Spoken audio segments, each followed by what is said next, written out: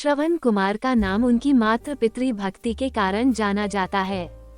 वह अपने अंधे माता पिता के एकलौती संतान थे।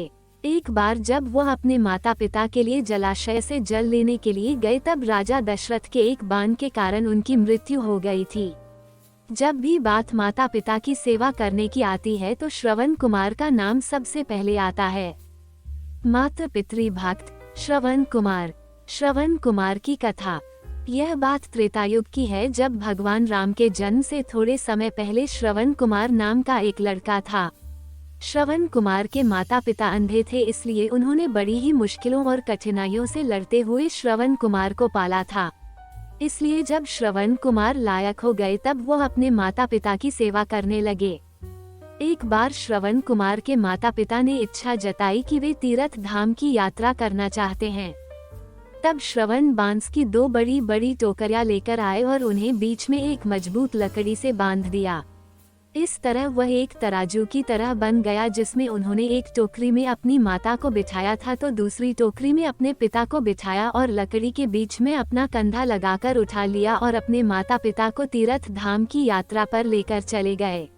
जब लोगों ने यह देखा कि एक पुत्र अपने अंधे माता पिता की किस तरह सेवा कर रहा है तो उनका नाम मातृ पितृ भक्त श्रवण के रूप में प्रख्यात हुआ। श्रवण हर रोज काम करने के लिए घर से निकल जाते थे। इसके बाद वह जंगल से लकड़ियां काटने के लिए जाते और अपना चूल्हा जलाने के लिए लकड़ियां जंगल से बटोर कर लाते। उसके बाद चूल्हा जलाने के बाद वह अपने माता पिता के लिए खाना बनाते। श्रवण इतनी मेहनत करते देख उनके माता पिता हमेशा यह सोचते थे कि वह कब इस उलझन से मुक्त हो पाएंगे। श्रवण की माता घर के काम करने के लिए श्रवण को मना करती, लेकिन फिर भी श्रवण कुमार अपना कर्तव्य मानकर घर और बाहर का हर काम स्वयं करते थे। श्रवण कुमार की मृत्यु कैसे हुई थी? एक रोज श्रवण कुमार खाना बना रहे थे, तब उनके माता पिता ने उनसे कहा कि उन्हें प्यास लगी है। अपने माता पिता की प्यास बुझाने के लिए श्रवण कुमार नजदीकी जलाशय से जल लेने के लिए चल पड़ते हैं। जब श्रवण जलाशय से जल भर रहे थे तब उनके बर्तन से ऐसी आवाज निकल रही थी जैसे कोई जानवर पानी पी रहा हो। ठीक उसी समय अयोध्या नगरी के राजा दशरथ शिकार के लिए जंगल में आए हुए थे। राजा दशरथ के पास शब्दभेदी बाण चलाने की कला थी, जिसमें वह केवल ध्वनि सुनकर अपने बाण को निशाने पर मार सकते थे। श्रवण कुमार पानी भर रहे थे। उनके बर्तन से निकलने वाली ध्वनि जब दशरथ ने सुनी तो उन्होंने सोचा कि वो कोई पशु है जो कि जल पी रहा है। यही सोचकर राजा दशरथ ने उस ध्वनि की तरफ अपना बाण छोड़ दिया। जब वह बाण श्रवण कुमार के शरीर पर लगा तो उन्होंने जोर से चिल्लाया। श्रवण कुमार के चिल्लाने की आवाज सुनकर राजा दशरथ को आभास हुआ कि उन्होंने किसी मनुष्य पर बाण चला दिया है। अपने घोड़े से उतरकर राजा दशरथ तुरंत उस जगह पर पहुंचते हैं जहां पर श्रवण घायल अवस्था में पड़े थे।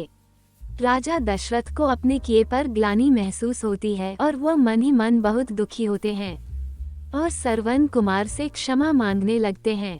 श्रवण कुमार उन्हें धीरज बंधाते हुए कहता है कि महात्मा, आप जो भी हो, मेरा केवल इतना काम कर दीजिए। मेरे माता पिता अंधे हैं तथा वह नजदीकी कुटिया में मेरी प्रतीक्षा कर रहे होंगे। आप यह जल ले जाए और उनको पिला दीजिए। यह कहकर श्रवण अपने प्राण त्याग देते हैं। दशरथ को मिला था पुत्र वियोग का श्राप। अपना मुख शर्म से नीचा करके राजा दशरथ श्रवण कुमार से वह जल का पात्र लेकर उसके माता पिता के पास पहुंचते हैं। वहां पहुंचकर जब राजा दशरथ उन्हें जल पीने के लिए कहते हैं तब वो दोनों उनसे पूछते हैं कि उनका बेटा श्रवण कहाँ है। तब मन में दुखी होते हुए गिलानी से भरपूर राजा दशरथ उन्हें सारा वृतांत बताते हैं कि वो उनके अपराधी हैं तथा उनके फूल के कारण उनके पुत्र श्रवण कुमार की मृत्यु हो चुकी है। अपने इकलौते पुत्र की मृत्यु की खबर सुनकर दोनों माता पिता बुरी तरह से रोने लगे। रोते रोते श्रवण कुमार की माता ने अपने प्राण त्याग दिए। तब श्रवण के पिता ने राजा दशरथ से कहा, हे राजन, तुम्हारे एक भूल के कारण मेरे पूरे परिवार का विनाश हो गया। पहले मेरा पुत्र मारा गया और अब मेरी पत्नी ने भी प्राण त्याग दिए, तो अब मैं भी अपने प्राण त्यागने जा रहा हूँ।